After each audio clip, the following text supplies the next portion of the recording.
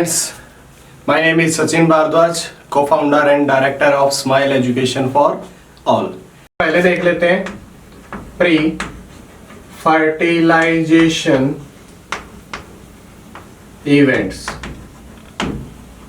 और अभी हमने देखा था प्री फर्टिलाइजेशन के अंदर क्या क्या आते हैं, gametogenesis, process of formation of gametes, and second one transfer of gametes. तो पहले डिस्कस कर लेते हैं gametogenesis. Gametogenesis clear? Gametogenesis means process of formation of gametes. अब जो गैमेट्स बनते हैं मेल की बॉडी के अंदर मेल गैमेट और फीमेल की बॉडी के अंदर फीमेल गैमेट्स की फॉर्मेशन होती है। तो वो जो गैमेट होते हैं वो मेल गैमेट और फीमेल गैमेट एक जैसे भी हो सकते हैं। The male and female gametes if are have equal shape and size that are known as isogametes। जिनकी शेप और साइज जो है वो एक जैसे होते हैं उनको नाम देते हैं आइसोगैमेट्स, और जिनकी शेप और साइज जो है वो डिफरेंट होते हैं उनको नाम देते हैं हेट्रोगैमेट्स। क्या नाम दिया जाएगा? हेट्रोगैमेट्स। सेम जैसे एल्गा के अंदर होते हैं, यूकस के अंदर होता है, और डिफरेंट जैसे ह्यूमन बीइंग्स में होते हैं। अब जो हेट्रोगैमेट्स होते हैं इसमें जनरली जो फीमेल गैमेट्स हैं, हेट्रोगैमेट्स में भी क्या होगा, जैसे मान लिया कि फीमेल गैमेट की बात कर लेते हैं तो इसका साइज जो है वो लार्जर होगा। मेल गैमेट के कंपैरिजन में फीमेल गैमेट का साइज बहुत बड़ा होगा, और जनरली नंबर जो है वो इसका लेस होता है, यानी एक या दो ही एग प्रोड्यूस होते हैं। ह्यूमन बीइंग्स के अंदर तो सिर्फ एक ही एग प्रोड्यूस होता है 1 मंथ के दौरान, और नॉन मोटाइल होता है, मूवमेंट की पावर नहीं होती। अब साइज बड़ा है, इसका बेनिफिट क्या होता है कि इसके अंदर साइटोप्लाज्म ज्यादा है। साइटोप्लाज्म ज्यादा है तो एनर्जी सप्लाई जो जाइगोट को चाहिए एनर्जी वो यहां से इजिली हो सकती है। यही अगर बात करें मेल गैमेट की तो मेल गैमेट का साइज जो है वो बिल्कुल स्मॉल होता है, साइज छोटा होता है, नंबर ज्यादा होते हैं, मोर नंबर, ज्यादा नंबर में प्रोड्यूस होते हैं एक सिंगल टाइम पर, और मोटाइल होते हैं, मूवमेंट की पावर होती है उनके पास। क्लियर? तो दोनों में डिफरेंस जो है आप लोगों को समझ में आ गया।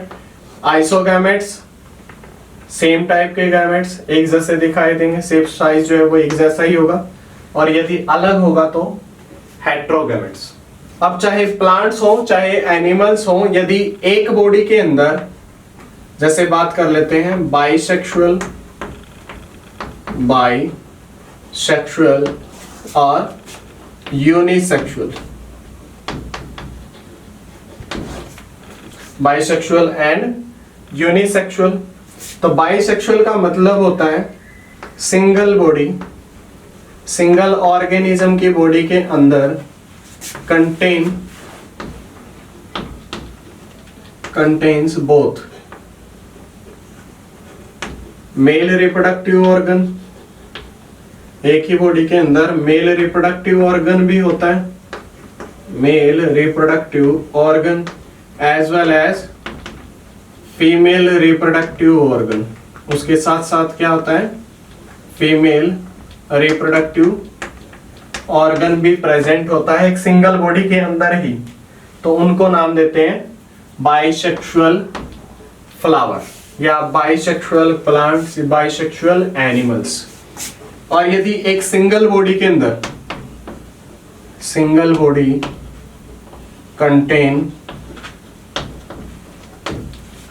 only one reproductive system, either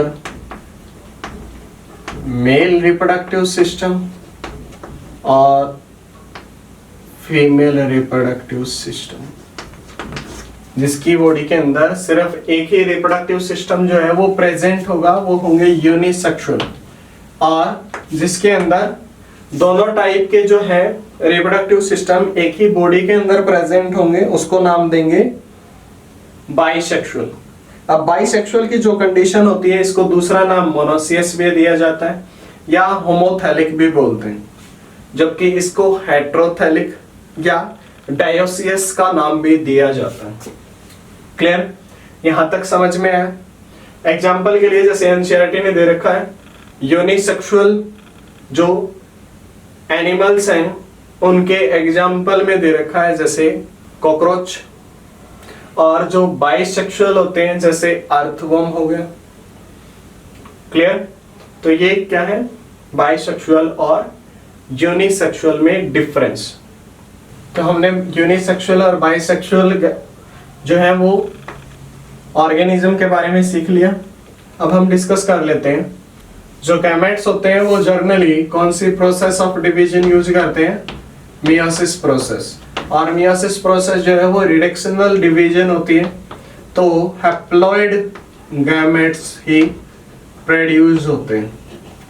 कितने कैसे गैमेट्स प्रोड्यूस होते हैं? हैप्लॉइड मींस ऐसे गैमेट प्रेजेंट होते हैं जिनके अंदर सिंगल सेट ऑफ क्रोमोसोम होता है।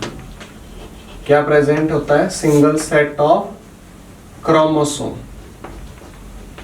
जैसे हमारी बॉडी के अंदर 46 क्रोमोसोम है या 23 पेयर क्रोमोसोम है, तो गैमेट के पास सिर्फ 23 क्रोमोसोम होंगे, पेयर नहीं होगा। तो यहां तक बात समझ में आई? गैमेट्स कैसे प्रोड्यूस होते हैं? हैप्लॉइड। अब ऐसी सेल्स जिनके अंदर मियोसिस प्रोसेस जो है परफॉर्म्ड होती हैं, those cells are known as myocyte cells। उन सेल्स को क्या नाम देंगे? Myocyte cells. क्लियर? तो बात करें जर्म सेल्स की जिनके अंदर मियोसिस होगी for the formation of gametes, उनके अंदर डिप्लॉइड कंडीशन होगी, 2n होगा। और जिन गैमेट्स के अंदर हैप्लॉइड कंडीशन यानी n कंडीशन जो है वो प्रेजेंट होती है। इसके ऊपर पूरा एक चार्ट जो है वो एनसीईआरटी के अंदर दिया हुआ है, आप लोग वहां जाकर उस चार्ट को फिल कर सकते हो। वहां यही दिखा रखा है कि नॉर्मल बॉडी सेल्स जो है वो डिप्लॉइड होती हैं, तो वहां 2n कंडीशन, और हैप्लॉइड कंडीशन गैमेट्स के अंदर प्रेजेंट होती है। तो यहां तक बात समझ में आई? तो ये सारे पॉइंट्स थे गैमेटोजेनेसिस के बारे में। अब कुछ पॉइंट हमने पहले डिस्कस कर लिए ट्रांसफर ऑफ गैमेट्स के बारे में, कि प्लांट्स के अंदर गैमेट्स का ट्रांसफर कैसे होता है। जैसे एल्गी है, ब्रायोफाइट्स हैं, टेरिडोफाइट्स हैं, उनके अंदर जो ट्रांसफर होते हैं गैमेट्स वो वाटर को यूज करते हैं ट्रांसफर करने के लिए, जबकि जो फेनरोगेम्स होते हैं यानी जिम्नोस्पर्म्स हो गई, एंजियोस्पर्म्स हो गई, वो जो है वो पॉलिनेशन प्रोसेस जो है वो परफॉर्म करते हैं, मतलब बायोटिक और एबायोटिक फैक्टर्स का यूज करते हैं गैमेट्स को ट्रांसफर करने के लिए। क्लियर? यहां तक समझ में आया?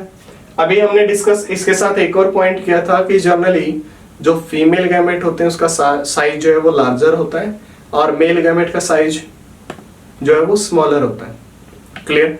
लेकिन इसके एक्सेप्शंस भी होते हैं, जैसे एल्गा हो गए कुछ, उनके अंदर ऐसा प्रोसेस जो है वो नहीं होती। जैसे हमने अभी बताया कि मेल गैमेट जो है वो मोटाइल है, जो फीमेल गैमेट है वो नॉन मोटाइल। एक्सेप्शन क्या है? एल्गी और फंगस। अब एल्गी और जो फंगस होते हैं उनके अंदर दोनों के दोनों गैमेट्स जो है वो मोटाइल हो सकते हैं या नॉन मोटाइल भी हो सकते हैं। तो ये एक्सेप्शन है किसका? नॉर्मल टाइप के गैमेट्स का। तो ये था complete about pre fertilization events. अब जो नेक्स्ट वीडियो आएगी उसके अंदर हम डिस्कस करेंगे फर्टिलाइजेशन के बारे में और फिर डिस्कस करेंगे पोस्ट फर्टिलाइजेशन इवेंट्स के बारे में। आई होप यहाँ तक आप लोगों को समझ में आ गया होगा। यदि समझ में आया तो वीडियो को लाइक करें, अपने दोस्तों के साथ शेयर करें और चैनल को सब्सक्राइब करना ना भूलें। Thank you.